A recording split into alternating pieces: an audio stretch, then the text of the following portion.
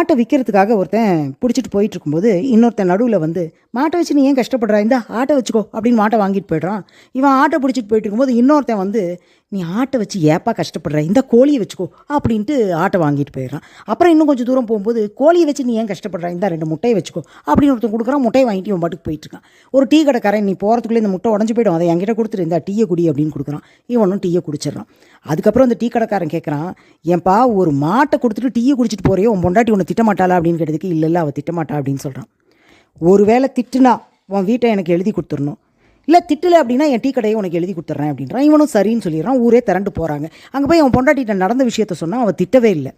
வேறு வழி இல்லாமல் டீ கடையும் எழுதி கொடுத்துட்றான். அப்புறமா அவன்கிட்ட கேட்குறான், ஏன் உன் பொண்டாட்டி உன்னை திட்டலை அப்படின்னு கேட்டதுக்கு நாங்கள் கல்யாணம் ஆன புதுசில் ஒரு ஒப்பந்தம் போட்டோம், எவ்வளோ பெரிய பிரச்சனையாக இருந்தாலும் 4 செவத்துக்குள்ளே தான் தீர்வு காணணும், 4 பேர்த்துக்கு முன்னாடி இல்லை அப்படின்னு, அதனால தான் நாங்கள் இன்ன வரைக்கும் சந்தோஷமாக இருக்கோம் அப்படின்னு சொல்கிறான்.